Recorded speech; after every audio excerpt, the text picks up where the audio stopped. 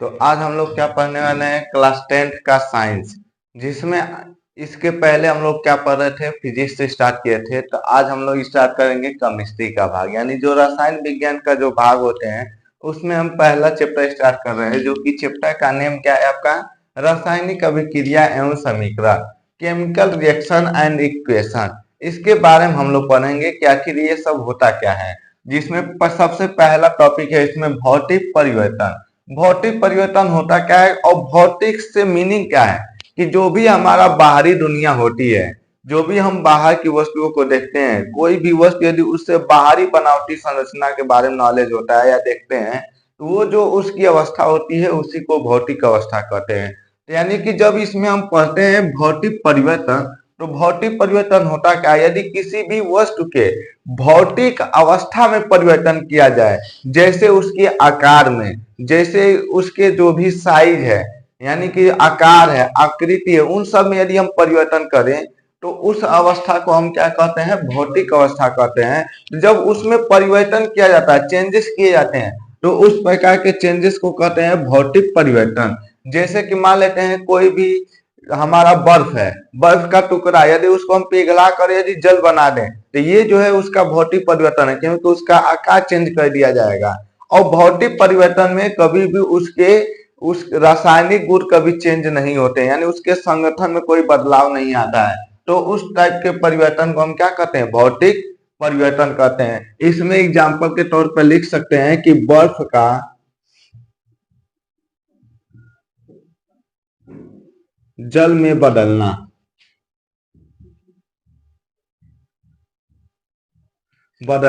ये सब क्या है, भौतिक परिवर्तन का उदाहरण है। और ये कह सकते हैं जल का वाष्प में बदलना,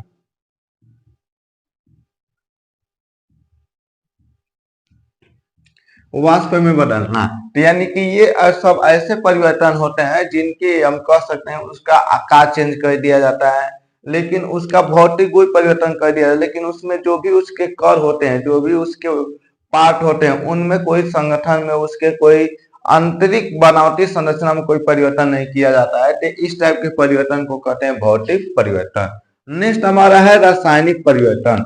रासायनिक परिवर्तन होता क्या है कि जब किसी वस्तु के रासायनिक संगठन में यदि परिवर्तन किया जाए, संगठन यानी जैसे उसकी बनावटी है, जो उसकी संरचना है, जैसे कि हम कह सकते हैं कि दूध है, दूध यदि उसको हम फाड़ दें, यानी कि हम भौतिक भौतिक परिवर्तन ये भी कह सकते हैं कि उसको पुनः उसी रूप में ला सकते हैं। लेकिन रासायनिक परिवर्तन में जब उसके संगठन में चेंज कर दिया जाता है तो हम कोई भी उसको दोबारा प्राप्त नहीं कर सकते। तो रासायनिक परिवर्तन वे परिवर्तन होते हैं जो किसी वस्तु के उसके संगठन में रासायनिक अवस्था को, यानी उसके आंतरिक भाग में जो भी संगठन होता है, बनावटी होता है, जो व्यवस्था होता है करों का, उनमें परिवर्तन कर दिया जाता है। तो उस टाइप के परिवर्तन को कहते हैं रासायनिक परिवर्तन, यानी केमिकल चेंज। इसमें बहुत से एग्जाम्पल आ सकते हैं, जैसे कि पहला क्या है, दूध का फटना,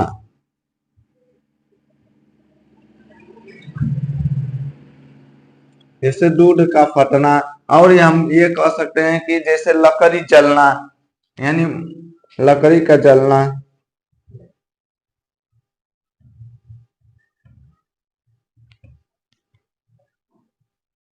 लकड़ी का जंग लगना, लकड़ी का जलना, लोहे पर जंग लगना, लोहे पर जंग लगना।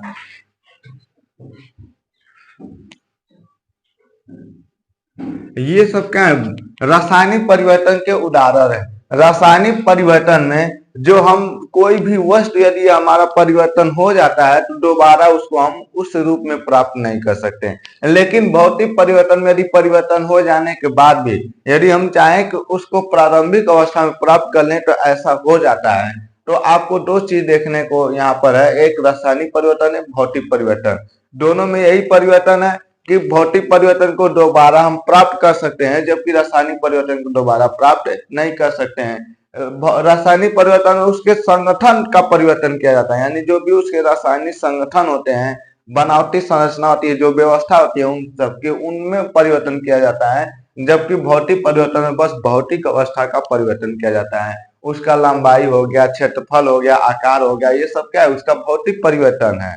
तो अब हम देखेंगे कि रासायनिक अभिक्रिया होती क्या है, कि जब कोई भी दो या दो से अधिक वस्तु आपस में मिलकर एक नए पदार्थ का निर्माण करती है तो उस अभिक्रिया को हम कहते हैं रासायनिक अभिक्रिया। जैसे कि कोई दो वस्तुएं होती हैं, उनको आपस में मिला दिया जाए या आपस में रिएक्शन करा दिया जाए, अभिक्रिया करा दिया जाए, तो एक नए पदार्थ का निर्माण होगा।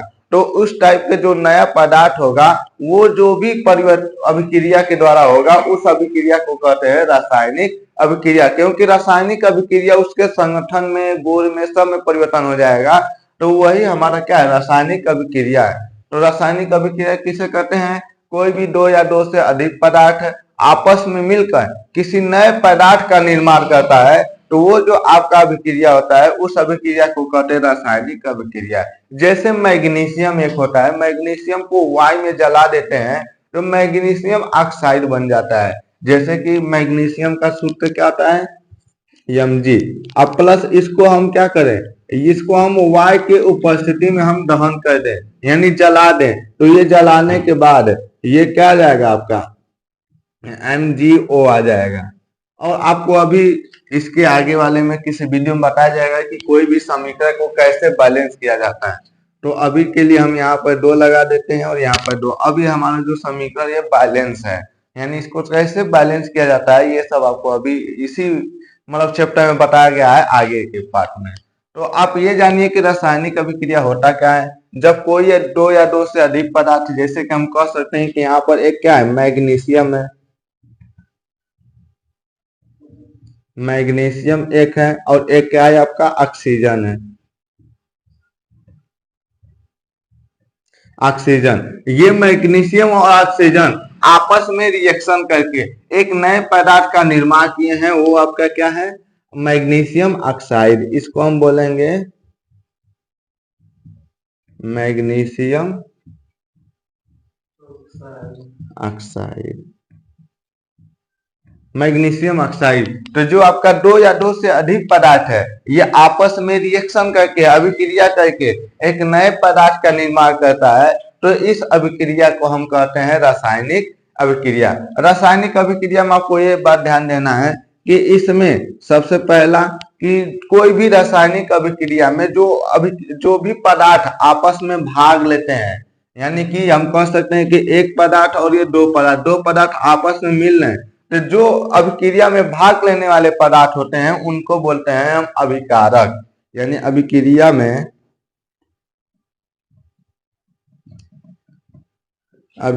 में भाग लेने वाले पदार्थ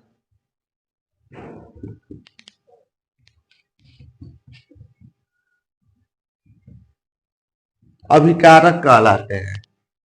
यानी इसको हम क्या बोलते हैं,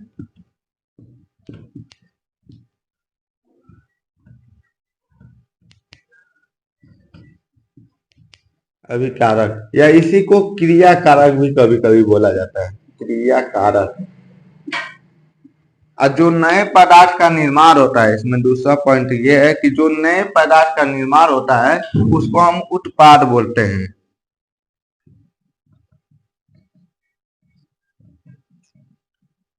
नए पदार्थ का निर्माण, जो नए पदार्थ का निर्माण होता है वो आपका क्या कहलाता है, उत्पाद कहलाता है। ये आपका है, यानी कि जब कोई भी दो या दो से अधिक पदार्थ आपस में मिलकर नए पदार्थ का निर्माण करते हैं, तो जो दोनों पदार्थ आपस में मिलते हैं उसको हम क्या बोलते हैं, अभिकारक बोलते हैं। और जो नए पदार्थ का निर्माण होता है उसको हम क्या बोलते हैं, उत्पाद बोलते हैं। तो देखा जाए 2MgO, यानी कि ये जो आपका पार्ट है इसको हम बोलेंगे अभिकारक। यहाँ पर MgO जो है हमारा मैग्नीशियम ऑक्साइड, आपका हो जाएगा उत्पाद। तो इसमें ये भी ध्यान दिया जाता है, जो रासायनिक अभिक्रिया होती है एक क्या होती है, यानी कि एक धीमी प्रक्रिया होती है, ठीक है ना। इसमें ये नहीं है कि जो हम करें वो तुरंत हो जाए, यानी इसमें भी आप कई प्रोसेस होते हैं, अलग अलग टाइप के रिएक्शंस भी होते हैं, अभिक्रियाएं भी होती हैं। तो आपको ये बस ध्यान देना है कि इसमें कोई भी क्या कहलाता है, क्योंकि आगे जब भी बैलेंस करेंगे तो उसमें इन्हीं सबको ध्यान देना बहुत जरूरी है। अब हम नेक्स्ट टॉपिक पढ़ते हैं, रासायनिक अभिक्रिया की पहचान। हम कैसे पहचानेंगे कि रासायनिक अभिक्रिया हो रही है कि नहीं हो रही है। तो इसमें कुछ 3-4 पॉइंट दिए गए हैं जिनके माध्यम से हम ये कह सकते हैं कि कोई भी रासायनिक अभिक्रिया संपन्न हो रही है कि नहीं हो रही है। जैसे कि सबसे पहले क्या है, अवस्था में परिवर्तन। यदि कोई भी वस्तु है उसके अवस्था में परिवर्तन किया जा रहा है, यानी अभिक्रिया आपको चेक करना चाहिए, देखिए कि क्या अवस्था परिवर्तन हुआ है। जैसे कि यहाँ पर मैग्नीशियम था और ऑक्सीजन था, ये दोनों ने मिलकर मैग्नीशियम ऑक्साइड बना लिया, यानी इसकी अवस्था चेंज हो गया। यानी कि कभी कभी आपको ये देखने को मिलेगा कि ठोस से द्रव बन जाएगा, द्रव से एक्वा सोल्यूशन बन जाएगा, यानी जली विलयन बन जाएगा। तो ये उसकी अवस्थाएं परिवर्तन हो जाएंगी। जो गैस है, यानी मैक्सिमम गैस में चेंजेस हो जाते हैं या एक्वा सोल्यूशन में चेंज हो जाते हैं। तो पहला क्या, अवस्था में परिवर्तन। यदि कोई भी रासायनिक अभिक्रिया है उसमें अवस्था में परिवर्तन हो रहा है, हम कह सकते हैं कि उसका क्या है कि रासायनिक अभिक्रिया हो रही है। सेकेंड क्या है, रंग में परिवर्तन।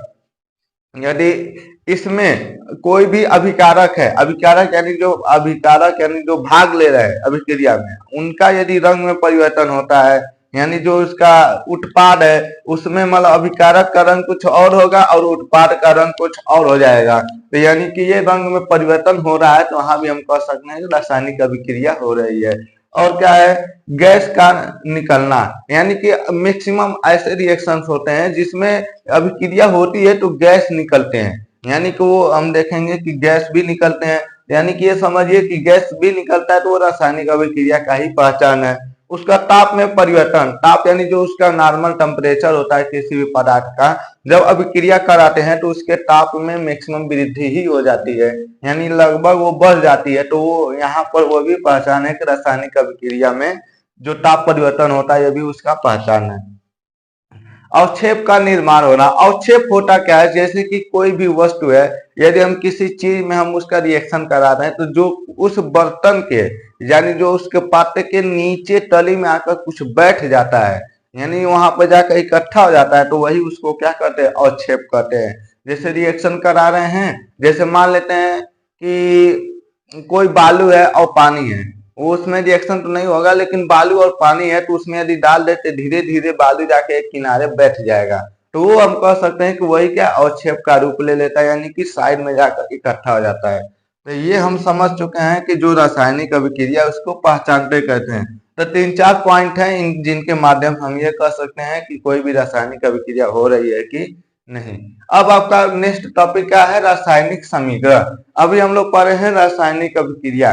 रासायनिक अभिक्रिया आपको यही बताया गया कि दो या दो से अधिक पदार्थ आपस में मिलकर नए पदार्थ का निर्माण करते हैं, तो इस टाइप की अभिक्रिया को रासायनिक अभिक्रिया कहते हैं। जब रासायनिक अभिक्रिया को, यानी रासायनिक अभिक्रिया को सूत्र के माध्यम से, यानी किसके माध्यम से, सूत्र के माध्यम से, प्रतीक के माध्यम के, यानी प्रतीक जैसे कि आपको बताया गया है कि सोडियम का Na होता है, मैग्नीशियम का Mg होता है, ऑक्सीजन का O होता है, यानी ऐसे क्लोरीन का Cl होता है, यानी ये सब क्या है, ये सब इसके प्रतीक है। और सूत्र क्या बताया गया था कि जैसे कि आपका जल का अलग है, जैसे जल के लिए आपको बता दिया जाए कि H2 होता है, यानी कि सोडियम क्लोराइड का बता दिया जाता है NaCl होता है, यानी ये सब क्या है, सूत्र है। तो आपको इन सब बातों का ध्यान रखना होगा कि जब कोई भी रासायनिक अभिक्रिया हो रही है, उस रासायनिक अभिक्रिया में जो भी अभिकारक हैं और उत्पाद हैं, उनको सूत्र के माध्यम से प्रदर्शित कर दिया जाता है, यानी सिंबल के माध्यम से प्रदर्शित कर दिया जाता है। तो वो जो प्रदर्शन होता है उसी को बोलते हैं रासायनिक समीकरण बोलते हैं। मान लेते हैं हम ये यहाँ पर कोई भी क्या मेथेन है, मेथेन का सूत्र होता है CH4। यदि मेथेन को हम ऑक्सीजन की उपस्थिति में क्या कर रहे हैं, उसको हम दहन कर रहे हैं, यानी कि ऑक्सीजन की उपस्थिति में, तो यानी मेथेन का सूत्र होता है CH4। वैसे को कहने के लिए तो हम यही बोलेंगे, मेथेन को जलाया जा रहा है किसमें, ऑक्सीजन से, ऑक्सीजन में। तो ये जो अभिक्रिया होती है, देखते हैं क्या होती है। तो जब हम इसका जो भी हमारा ये अभिकारक है, इन सबका आपको सूत्र पता होना चाहिए, अभिकारक का, उत्पाद का। ताकि ये आपको पता चल सके कि अभिकारक के सूत्र क्या है। जैसे यहाँ पर आपको सूत्र की जरूरत है, यहाँ पर आपको प्रतीक की जरूरत है। यानी जो भी रासायनिक अभिक्रिया होती है उसको हम क्या कर सकते हैं, यदि सूत्रों के माध्यम से, प्रतीक के माध्यम से कोई भी हम इसका शो कर सकते हैं यानी रिप्रेजेंट करते हैं, तो वही जो आपका प्रदर्शन होता है उसको रासायनिक समीकरण कहते हैं। जैसे मेथेन का सूत्र होता है CH4, ऑक्सीजन का होता है O2। तो इनको हम क्या करेंगे, अभिक्रिया कराएंगे तो ये क्या हो जाएगा, एक जब मेथेन और ऑक्सीजन आपस में रिएक्शन करते हैं तो क्या बनाते हैं, ये तो बनाएंगे ये चीज अपना जल बनाएंगे, और उसके बाद CO2 गैस बनाएंगे यानी कार्बन डाइऑक्साइड गैस बना देंगे। तो यहाँ पर आपको ध्यान देना है कि जब कोई भी, यानी कि जब मेथेन ऑक्सीजन से रिएक्शन करता है तो ये क्या बनाता है, जल बनाता है और कार्बन डाइऑक्साइड गैस बनाता है। इसको भी हम शब्द में ही लिख देते हैं, कार्बन डाई ऑक्साइड यानी कार्बन डाइऑक्साइड। ये जो हमारा इसमें देखा जाए तो ये दोनों आपस में क्या है, अभिकारक हैं, और ये दोनों आपस में क्या है, उत्पाद है। तो उत्पाद भी आपका दो या दो से अधिक हो सकता है। तो इसमें ये ध्यान दिया जाए तो जब ये जो भी हमारा रासायनिक अभिक्रिया हो रही है इसको सूत्र के माध्यम से यदि हम प्रदर्शित कर देंगे तो यही जो आपका प्रदर्शन है इसी को बोलते हैं रासायनिक समीकरण बोलते हैं। जैसे कि यहाँ पर बन जाएगा आपका, हो जाएगा आपका CO2 अब प्लस हो जाएगा H2O। तो इसमें भी आपको बैलेंस करने की जरूरत है। देखिए, तो अब हम क्या करेंगे, ये जो भी हमारा समीकरण है इसको बैलेंस करने के लिए बताया गया था, बताया जाएगा आपको। तो यहाँ पर जब ये हमारा रासायनिक अभिक्रिया थी इसको हम किस में चेंज कर दिए, सूत्रों और प्रतीकों के माध्यम में हम सूत्रों में प्रदर्शित कर दिए। तो ये जो हमारा प्रदर्शन है यही प्रदर्शन क्या कहलाता है, रासायनिक समीकरण कहलाता है। और बाकी चीज हम अगले वीडियो में देखेंगे। और इसका जो भी आपका हैंड राइटिंग नोट्स है इसको टेलीग्राम ग्रुप पे आपको दे दिया जाएगा। इसका लिंक आपको नीचे डिस्क्रिप्शन बॉक्स में दिया गया है। इसका भी फिजिक्स पार्ट स्टार्ट हो गया है जिसका प्लेलिस्ट का लिंक हम नीचे वाले बॉक्स में डिस्क्रिप्शन बॉक्स में दे देंगे, वहां से जाकर आप लोग देख सकते हैं। और उसका भी आपको ऐसे ही बताया गया है, और उसका भी आपको जो भी नोट्स है सभी नोट्स यहाँ पर अवेलेबल करवाना पॉसिबल नहीं है क्योंकि लिखने में बहुत ज्यादा टाइम लग जाएगा। तो आप ये समझिए कि जो भी नोट्स होगा आपको टेलीग्राम ग्रुप पे मिल जाएगा। तब तक के लिए नोट कर लीजिए।